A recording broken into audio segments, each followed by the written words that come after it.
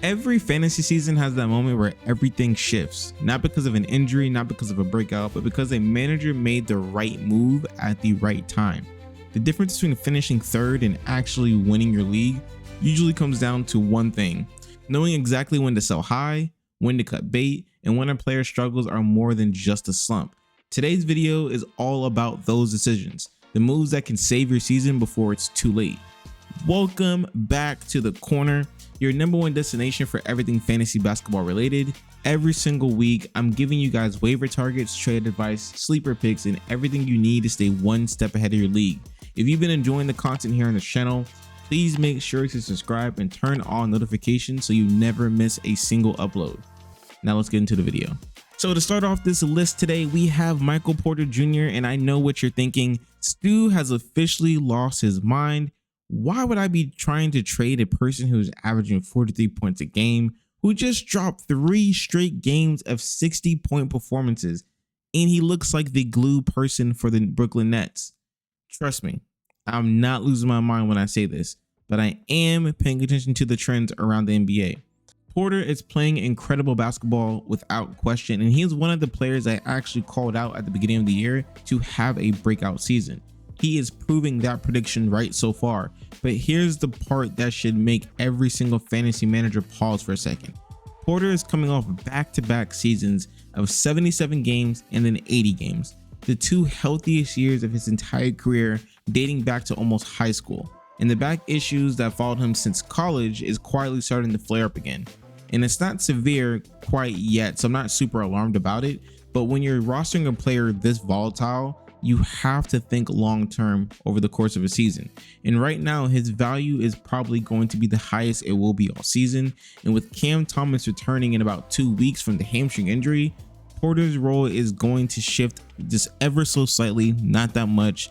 That makes this the perfect sell high window on Porter Jr. if you want to turn him into 2 reliable, safer assets. Looking at his numbers, he is scoring almost 8 more points per game this season than last year. Exactly what you expect from being a #1 option on a lesser team, but here's the flip side of that equation. There is a world where you do hold Porter, and it's not a bad idea. And honestly, there are 2 reasons why I think that is so tempting. First, if the Nets start winning games and they stay competitive, his role might actually stabilize. And second, and this is the bigger one of these 2 options, the Nets have probably the most insane fantasy playoff schedule out of every team. The Nets play 4 games in week 20, 4 games in week 21, and 4 games in week 22. And if Porter is healthy throughout that stretch, he is hands down one of the best league winning players available. No question. So for me, Porter is a trade if you're a risk averse type of player. You want to play on the safe side of things, but hold if you're chasing the upside to where Porter could be the difference maker for you. Next up on this list, we have Desmond Bane, and this one hurts for me to say because I roster Bane in almost all my leagues, and you guys know how high I have been on him since day 1 of the season. But I think it's time to admit that he is officially going to be a sell high player.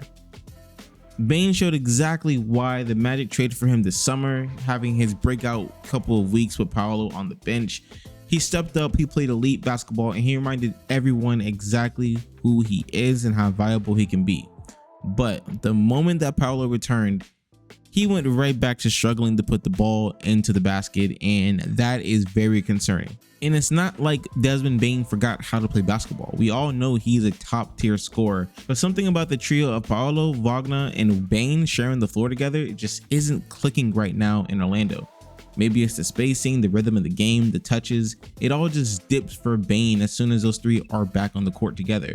But right now, Wagner is expected to miss 2 to 4 weeks with the ankle sprain he got on Sunday, and that gives Bane a temporary runway to put up strong numbers again now that he's out.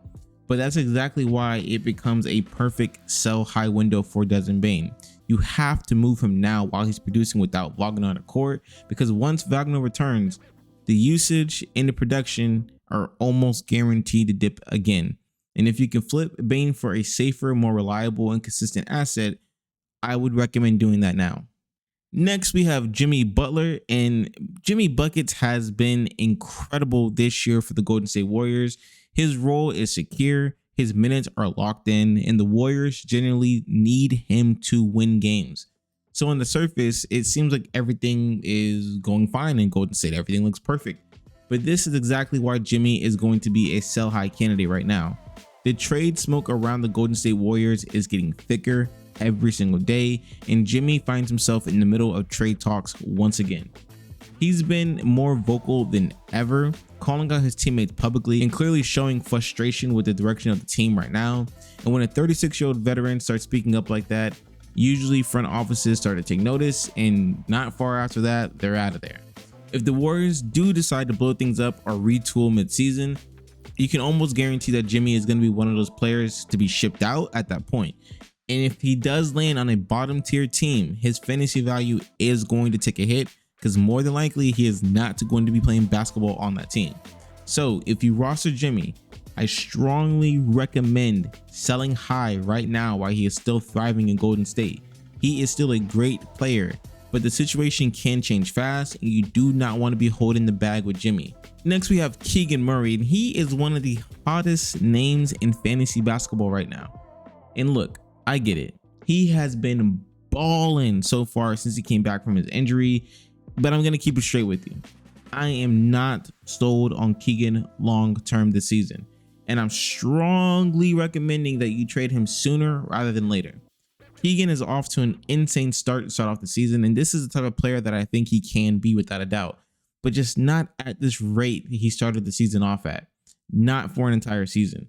We are already seeing the cooling off signs with his last 3 games, and as Zach LaVine starts finding his rhythm again and Sabonis gets back to being healthy, Keegan's current volume and freedom on the court is going to shrink very fast, and unless he's putting up the same numbers on elite efficiency, it's not going to be there the entire season.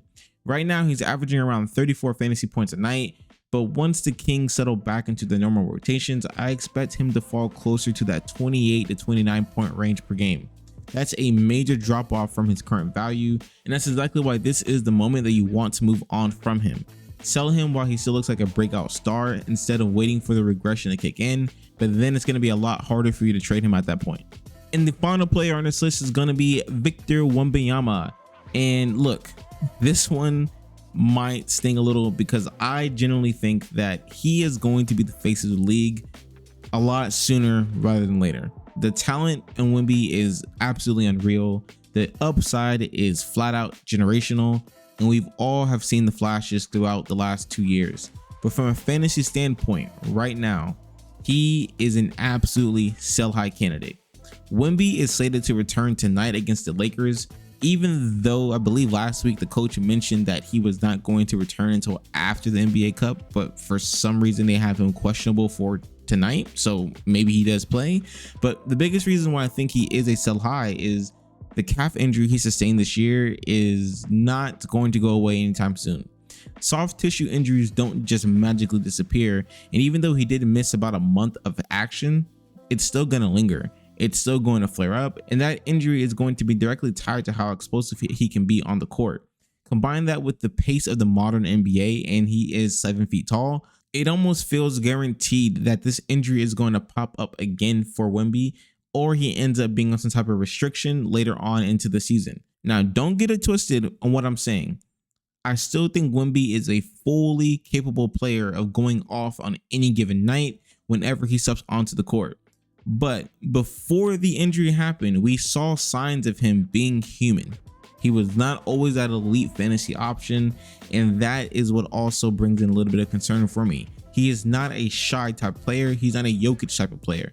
He has those nights where he only is dropping 40 to 30 points, and he has efficiency dips. And that's why this is the perfect sell window. His name value is going to be through the roof now that he is returning soon. The highlights are everywhere, and everybody wants a piece of the Wemby hype train. And if you can flip him for a safer superstar who's going to be more consistent throughout the year and more durable down the stretch, you absolutely should consider it.